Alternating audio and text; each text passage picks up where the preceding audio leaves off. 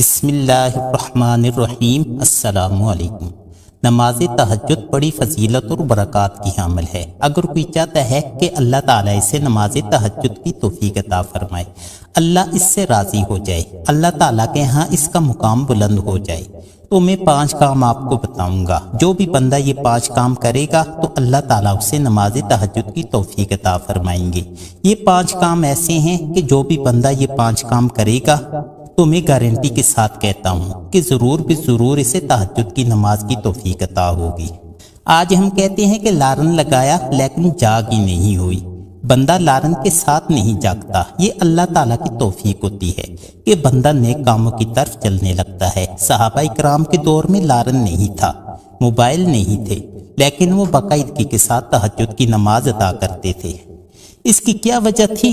وجہ یہ تھی کہ وہ یہ 5 کام کرتے تھے جو میں آپ کو بتانے جا رہا ہوں۔ یہ 5 کام آپ ضرور بھی ضرور کریں۔ اگر کوئی بندہ گناہ کا ارادہ کرتا ہے تو شیطان اس گناہ کے راستے میں اس کی مدد کرتا ہے، اس کی رہنمائی کرتا ہے، اس غلط راستے کو اس بندے کے سامنے سنوار کر پیش کرتا ہے اور کسی نہ کسی طرح انسان کو بھٹکانے کی کوشش کرتا ہے۔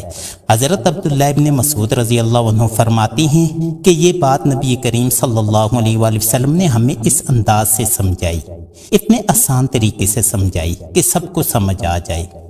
آپ فرماتے ہیں کہ نبی کریم صلی اللہ علیہ وآلہ وسلم نے زمین پر ایک لکیر کھینچی اور فرمایا کہ یہ صراط مستقیم ہے، اور اس کے ارد گرد بہت سی لکیریں کھینچی اور فرمایا کہ یہ شیطان کے راستے ہیں، ان راستوں پر شیطان ہوتا ہے، شیطان ان راستوں کی طرف لوگوں کو دعوت دیتا ہے۔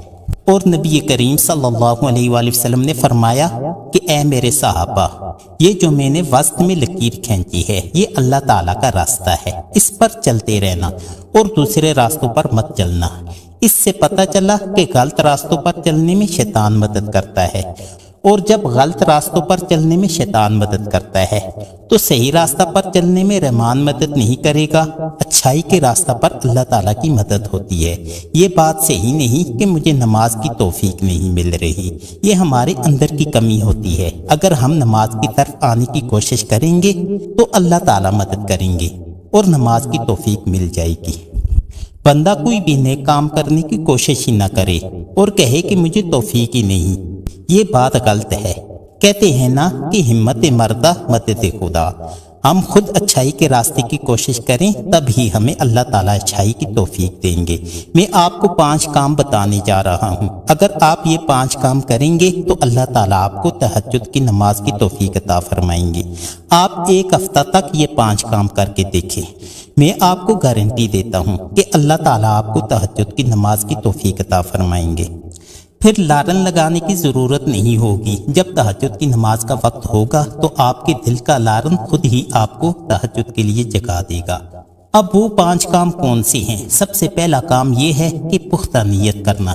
جب آپ عشاء کی نماز کے بعد سونے لگیں تو تہجد ادا کرنے کی دل میں پختہ نیت کر لیں۔ نیت پختہ ہونی چاہیے، نیت کے اندر کمزوری نہ ہو کہ اگر اٹھا تو نماز تہجد پڑھ لوں گا اور اگر نہ اٹھ سکا تو پھر کیا ہو سکتا ہے۔ ایسی نیت نہ ہو، نیت کے اندر پختگی ہو کہ میں نے ہر حال میں تہجد کی نماز ادا کرنی ہے۔ نیت کا اعمال پر بہت اثر ہوتا ہے۔ نبی کریم صلی اللہ علیہ وآلہ وسلم کا ارشاد ہے کہ انما الاعمال بالنیات، اعمال کا دار مدار نیتوں پر ہے۔ اگر آپ نے پختہ نیت کی کہ میں ضرور بے ضرور تہجد کی نماز ادا کروں گا تو آپ انشاءاللہ تہجد کی نماز کے لیے اٹھیں گے۔ پختہ نیت کے ساتھ بے شمار فوائد ہیں۔ اگر آپ رات کو تہجد کی نیت کر کے سوتے ہیں، پختہ نیت کہ میں تہجد کی نماز ضرور بے ضرور ادا کروں گا، تو اگر کسی بنا پر آپ تہجد کے لیے نہیں بھی جاگ سکے تو بھی اللہ تعالیٰ آپ کی پختہ نیت کی بنا پر آپ کو تہجد کی نماز کا ثواب عطا فرمائیں گے۔ صحابہ کرام ایک سفر پر نبی کریم صلی اللہ علیہ وآلہ وسلم کے ساتھ تھے تو اپنی خوش نصیبی پر فخر کر رہے تھے کہ ہم آقا دو جہاں صلی اللہ علیہ وآلہ وسلم کے ساتھ جہاد میں جا رہے ہیں۔ وہ بڑے خوش تھے۔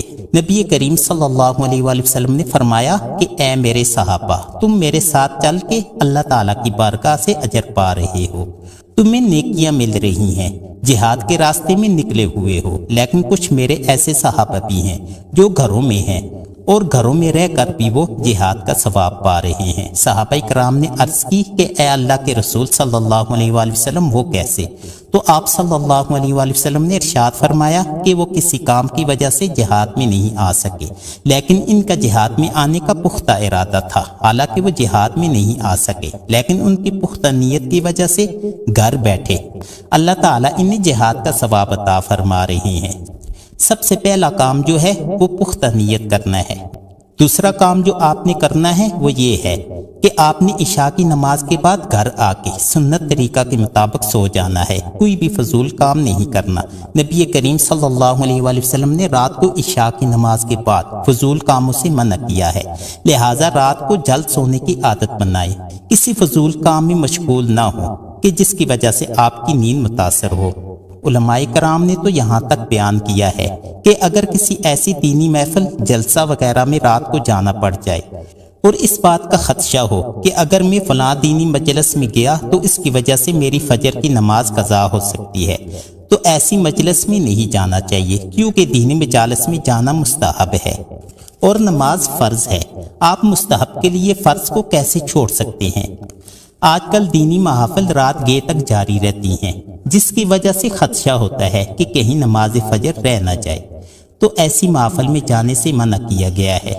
نبی کریم صلی اللہ علیہ وآلہ وسلم کا ارشاد ہے کہ جو شخص نماز عشاء باجماعت ادا کرے اور سو جائے اور نماز فجر بھی باجماعت ادا کرتا ہے تو اللہ تعالیٰ اسے ساری رات عبادت کا ثواب عطا فرماتے ہیں۔ اس کا سونا بھی عبادت میں شمار ہوتا ہے۔ دوسرا کام یہ کہ رات کو نماز عشاء پڑھ کر سنت طریقہ کے ساتھ سو جانا ہے۔ ہاں، اگر گھر میں مہمان وغیرہ آئے ہوئے ہیں یا کوئی اور ضروری کام ہے تو وہ علیحدہ بات ہے، ورنہ آپ رات کو جلد سونے کی عادت بنائیں۔ اگر فیس بک دیکھتے ہوئے رات کے آنکھ لگ گئی یا اسی طرح ٹک ٹاک دیکھتے دیکھتے سو گئے تو ایسی صورت میں نماز تہجد کی توفیق نہیں ملتی۔ جب پختہ نیت ہو اور سنت طریقہ کے مطابق سویا جائے تو تب ہی نماز تہجد کی توفیق ملتی ہے۔ تیسرا کام جو آپ نے کرنا ہے وہ یہ ہے کہ اگر آپ چاہتے ہیں کہ آپ تہجد کے لیے اٹھنے والے بن جائیں تو آپ نے دن کے وقت قیلولہ کرنا ہے۔ قیلولہ نبی کریم صلی اللہ علیہ وآلہ وسلم کی سنت ہے۔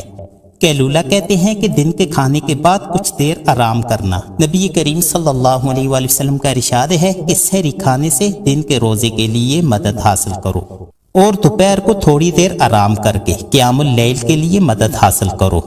یعنی جب آپ دن کو قیلولہ کر لیں گے تو رات کو آپ کے لیے قیام کرنا آسان ہو جائے گا۔ تو تیسرا کام قیلولہ کرنا ہے اگر آپ چاہتے ہیں کہ آپ تہجد کے لیے اٹھیں۔ اب چوتھا کام کیا کرنا ہے وہ یہ ہے کہ رات کو سونے سے پہلے آپ وضو کر کے سوئیں۔ جب آپ رات کو وضو کر کے سوئیں گے تو آپ پر اللہ تعالیٰ کا فضل و کرم ہوگا اور آپ کو صبح تہجد ادا کرنے کی توفیق ملے گی۔ اور پانچواں کام آپ نے یہ کرنا ہے کہ رات کو سونے سے پہلے ذکر و اذکار کر کے سونا ہے، سورہ ملک پڑھ کر سونا ہے، اسی طرح 4 کل والی صورتیں پڑھ کے سونا ہے۔ سامعین مکرم، یہ تھے وہ 5 کام۔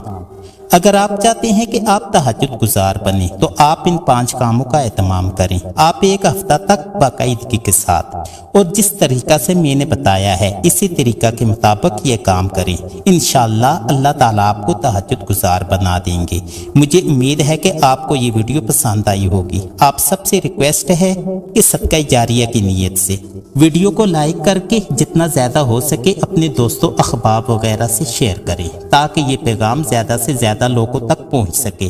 اللہ تبارک و تعالی ہم سب کو عمل کرنے کی توفیق عطا فرمائے، آمین۔